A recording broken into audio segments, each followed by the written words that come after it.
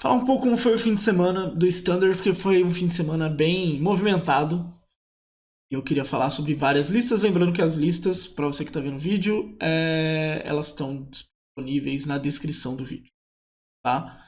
Mas assim, ó, basicamente o maior evento que a gente teve do fim de semana e o maior evento com Bloom Burrow, né, até agora, foi o Japan Open, que aconteceu, obviamente, no Japão, né, apesar de que ele foi jogado online.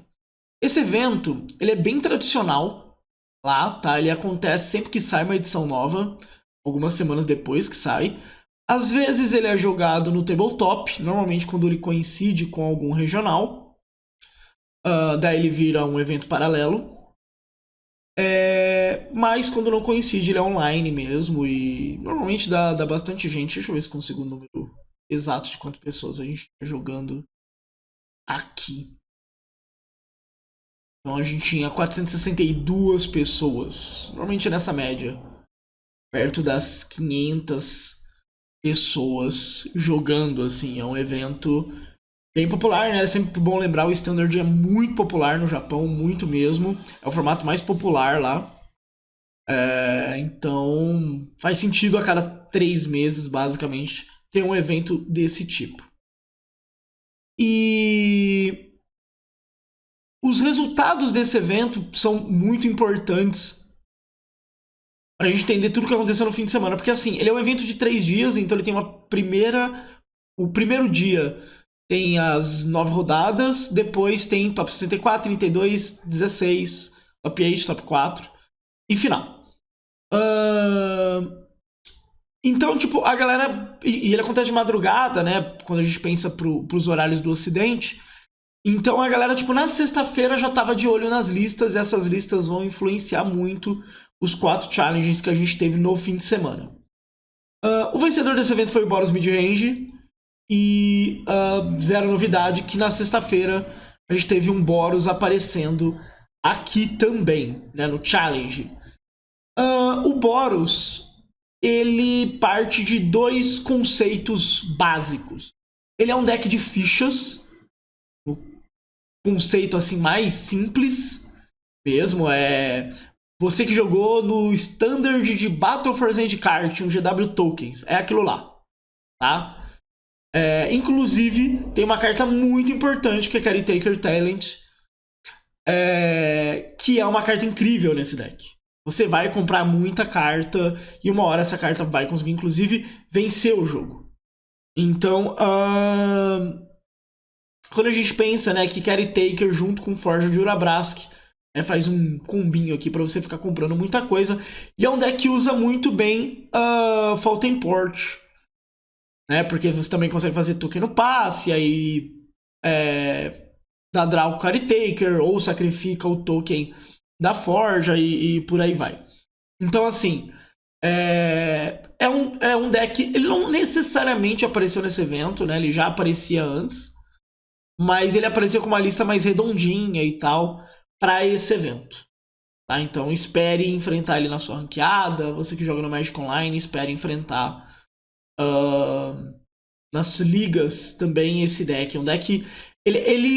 o plano dele básico é trocar recurso assim, bastante, né? Tem como ver no YouTube, inclusive a gente tá assistindo em live, os replays do evento. E assim, a proposta do deck normalmente é trocar recurso infinito. E uma hora vai ganhar essa troca. Num T2 mais recente, né, a gente teve um Mono White, né, na época do Grixis, do Rakdos Midrange, né, quando o Fábula era válido ainda. A gente teve um Mono White que, assim, é um parente muito próximo desse deck. Nesse jeito de jogar, nesse jeito de tentar afogar em card de vantage o oponente. Tá, contra os agros ele tem Lightning Helix, ele vai ter Lockdown, ele vai ter Arcanjo, Elspeth Arcanjo também, que ganha um tempo bom. Mas é um deck que, por definição, ele quer trocar recurso, ele quer ficar comprando cartas infinitas e por aí vai, tá? É um deck que, assim, ele vem...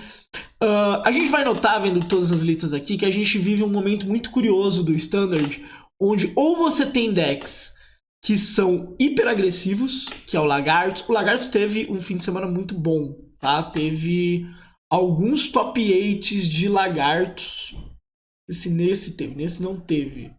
Mas ó, aqui a gente tem, aqui a gente tem, nesse não, mas tem um, foi em 12º, mas o Shoten Asoka fez top 8. Inclusive, a lista do Shoten Asoka influenciou muito a galera, tá? Então, que é a ideia de usar o morceguinho, né, pra fazer descarte no oponente. E, cara, quando você curva morcego e o lagarto, que dá, basicamente, né, um capturar pensamento, é muito forte pra quebrar o jogo do oponente. E essa lista do Lagartos melhorou muito tendo essa abordagem. Pra mim, Lagartos é um deck que ainda pode evoluir mais, mas ele começou a ter um core, assim, mais bonitinho. Ó, tipo, é isso aqui, tá, galera? Sabe, ele começou a fechar, porque eu posso dizer, sei lá, são 56 cartas do main deck. Acho que o side é onde tem mais onde trabalhar. Os sides ainda estão bem retos, estão tipo 4 de cada coisa e tal. Mas o main deck pra mim tá fechando bem na proposta e tal. E essa ideia do morcego foi muito boa. Mas então, a gente tem esses agros muito rápidos. Então, lagartos, Convoke. Inclusive teve uma versão do Convoke. Deixa eu ver se ela aparece aqui pra gente. Foi aqui no evento do Japão, que era um Naya. Bem legal o deck. Vou colocar aqui nas listas 9-0 do primeiro dia. Que é essa lista aqui do Naya Agro. É bem interessante, assim. Ela tenta pegar o problema, né, de você jogar de GW, que era tipo, pô, legal, fiz várias mesas grandes e tomei Sunfall. E tenta recuperar isso, né, colocando em Modani, que faz você explodir mais. Mas, pô, tem o Lorde aqui, o Lorde Coelho, né, tem vários desses coelhinhos e tal, e tem o Midcaller, que é uma carta que fica bem interessante nesse deck, porque cresce muito rápido, o Mentor também, e aí você faz Imodani e consegue dar um hit kill muito bom no seu oponente. Mas então, de um lado a gente tem esses agros, e do outro a gente tem decks que vão jogar muito pra, tipo, fazer um topo de curva que você compra muita carta e muito card advantage e tal, que é o que o Domain faz muito bem. O Domain, ele foi ok nesse torneio do Japão, mas, tipo, nos challenges, normalmente é o deck que tá no topo. Então, vários desses eventos são vencidos por Domain, ou o Domain tá na final e tal. Tem que lembrar que no mall, chegar na final já meio que encerra o torneio. É muito comum a galera dar split. Mas assim, então você também tem o Gru como opção rápida, mas você tem, tipo, ou muito topo de curva, ou decks muito no chão. Você tem os extremos, né? Que é um meta que pune muito o fato de... Mid-range é bom, né? Quando a gente pensa nas cartas que tem disponíveis e tal. Mas quando você faz esses extremos, você estica o mid-range, né? E o mid-range normalmente é um cobertor bem curtinho. Então ele não consegue cobrir os dois cantos ao mesmo tempo. Se ele tenta os dois, ele pode ficar meio estranho no game 1. Então, se ele comprar a parte errada do deck, ele perde. O que é mais comum é ter uma abordagem mais aguda em algum sentido. Eu até ver se eu acho uma lista boa pra mostrar isso. Esse Golgari, por exemplo. Esse Golgari aqui é um Golgari, é o do Ishikawa, que é o do Yuki Ishikawa, que fez 9-0 no primeiro dia do evento. A pira desse Golgari é punir deck que joga maior que ele. Então, ó, a gente vai ter o Innkeeper's Talent e vai ter Vraska. Vraska, por si só, é muito boa em jogo longo, porque ela tá comprando carta, ela é uma resposta limpa para cartas como Alclazotes, e ela, obviamente, com o talento do Innkeeper, ela tem N interações, seja proliferar os marcadores, né, do talento, seja, se você tá no último modo do talento, você faz Vraska e mata seu oponente automaticamente. Conta como ele foi no Day 2, pô, é sacanagem. Perdeu logo de primeira. E perdeu justamente pra um Gru, que era muito rápido e tal. Essa lista não é boa contra Gru. Sabe, ela não é boa contra agro, ela é feita pra ganhar de decks jogando maior. Consegue ganhar de agro? Consegue. Pô, meu irmão, se você faz um morcego enorme barra enorme, seu oponente não vai ganhar de você as trocas mais. Mas... se isso não acontece, né, e tem como ver lá as partidas, fica um pouco mais difícil. Então, assim, pra quem joga de mid-range, você meio que tem que ler o metagame e falar, pô, dá pra apontar aqui e o meu side vai pro outro lado. Porque você tenta fazer os dois e a gente não tem fábula pra ficar reciclando a mão. Não tem como jogar fora as coisas. Aí vira um problema muito sério. Mas o mid-range tem, né, sido punido nesse sentido. Deixa eu ver essa lista de Abzan pra ver se é o que eu tô pensando. Meio que tentando unir tudo, né? E ser um mid-rangezão e tal. Então, assim, a gente tem mid-ranges bons nesse formato. Só que dos dois extremos estão puxando. E aí até alguém vai perguntar, pô, daí o Control. O Control, ele tá fazendo resultados tímidos ainda. Tá? Esse Azorius Control, deixa eu ver se é a lista que eu quero. Com Beza, com Tishana. Tá procurando ainda, né, o lugar que quer estar nesse formato. Mas o Control já tá melhorando um pouquinho. Assim, ainda tem Lockdown, ainda tem Sunfall.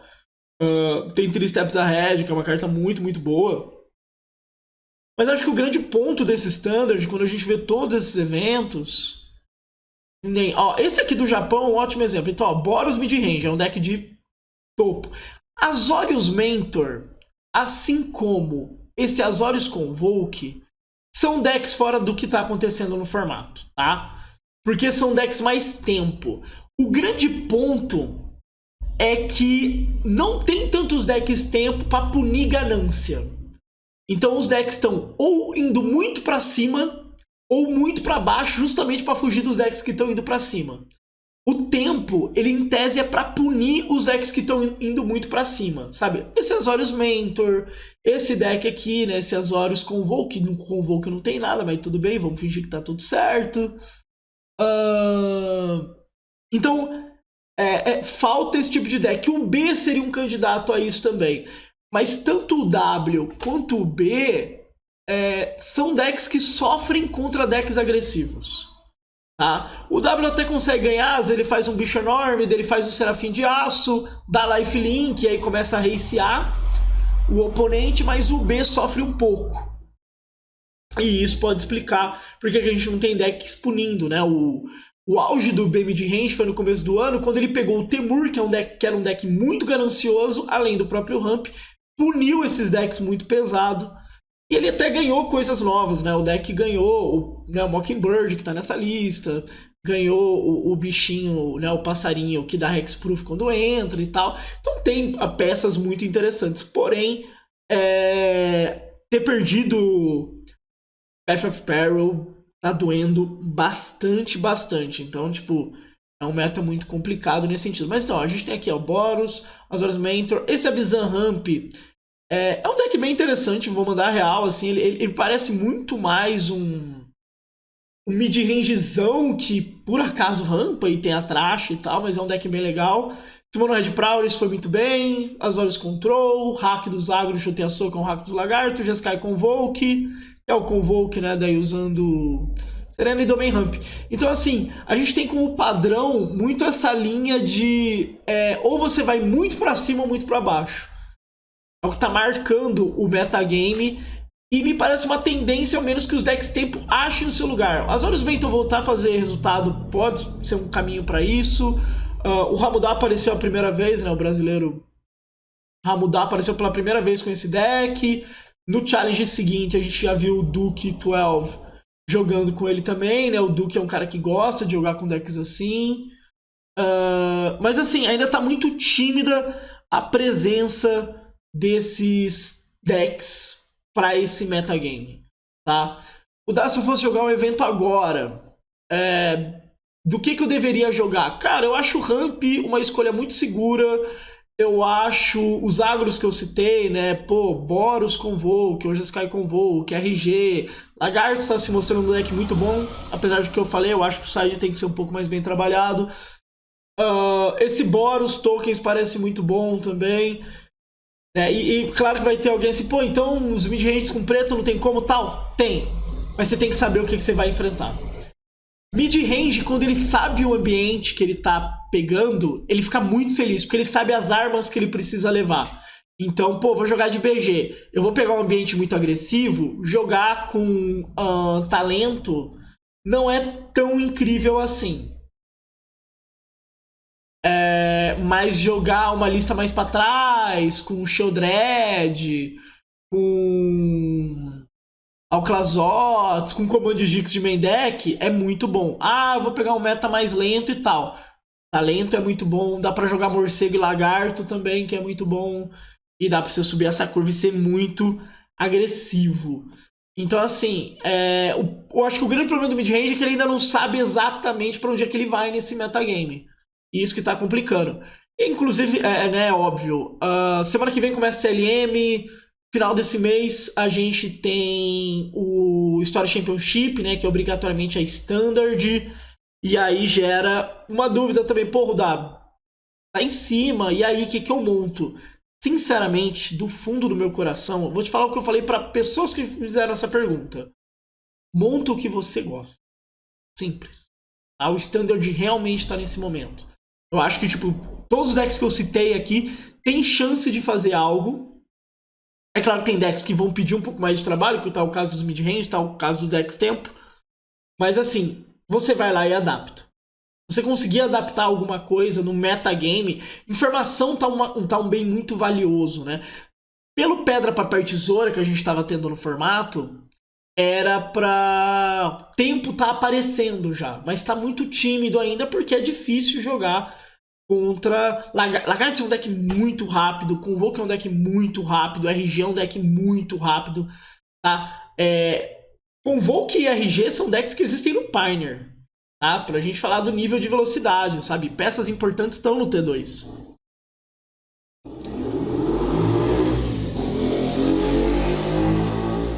Mas o Lagarto é um deck muito, muito rápido, sabe? Você sai curvando assim, drop 1 e zaza. Principalmente na play, ele é um deck extremamente rápido e quando ele encaixa o Lagartão de 3 manas é bem difícil.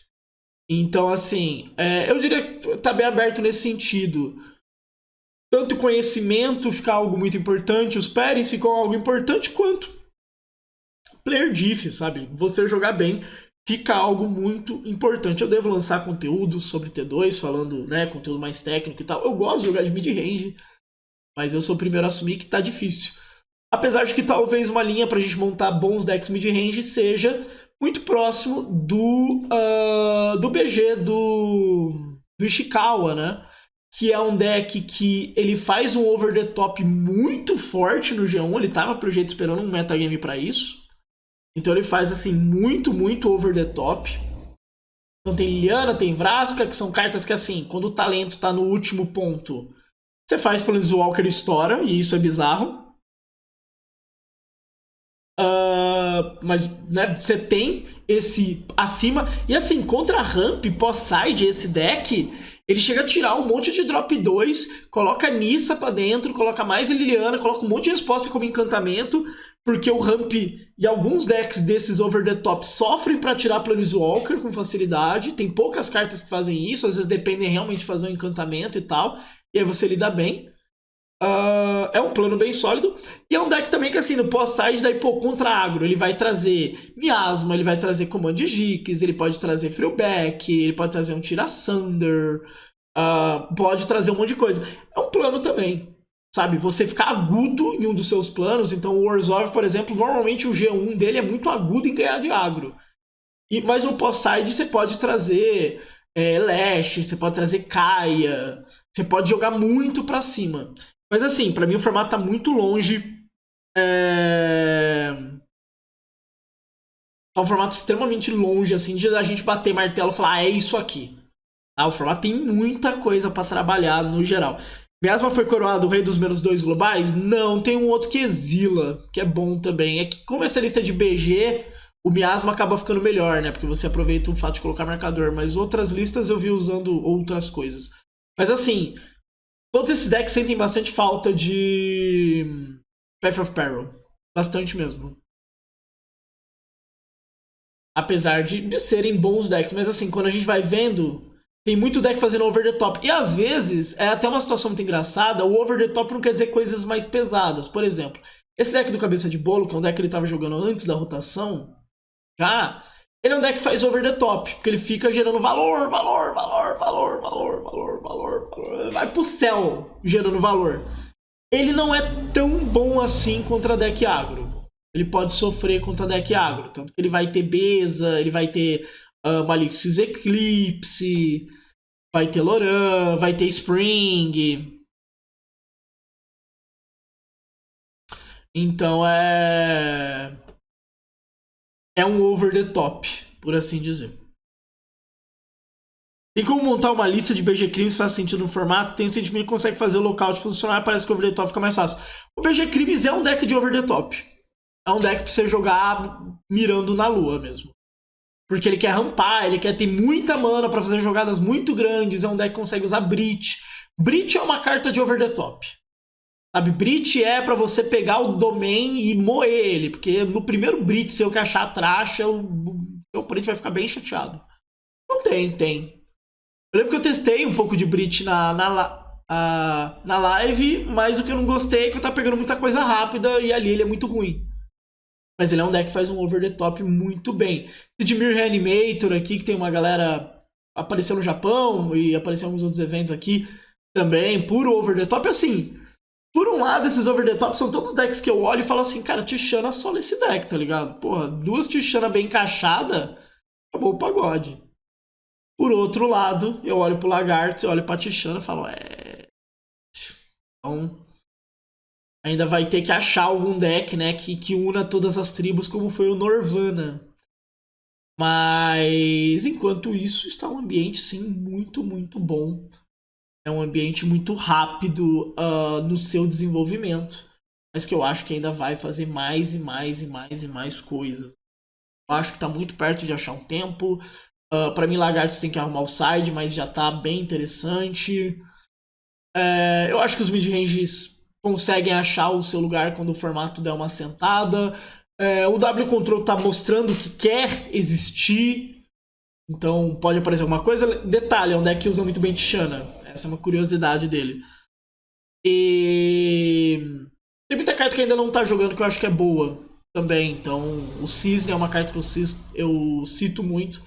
Eu acho muito, muito boa nesse Standard. Mas é isso, tá? Pra mim o formato tá bom. Pra galera que for jogar Story Championship, pode escolher agora um deck e abraçar. Ele provavelmente vai ter uma boa força de adaptação, porque normalmente as bad mats tem como arrumar. O ponto é que às vezes você meio que descaracteriza seu deck pra arrumar, mas tem como arrumar. Então, o BG perde muito pra ramp. Pô, coloca talento ou dá um over the top maluco e você ganha.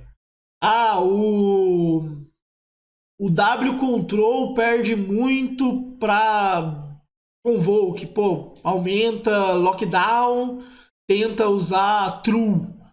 E por aí vai. Tende a funcionar essas paradas. Pode rolar algum ban no T2? Não, eles já falaram que não tem bans no T2, só são discutidos uma vez no ano. Essa janela já foi, ela é sempre um pouco antes da rotação. E o formato está muito bem obrigado. Então não existe nenhuma chance de discutir discutir esse assunto. O formato está muito bem obrigado. Na verdade, a gente vive faz algum tempo o T2 muito saudável.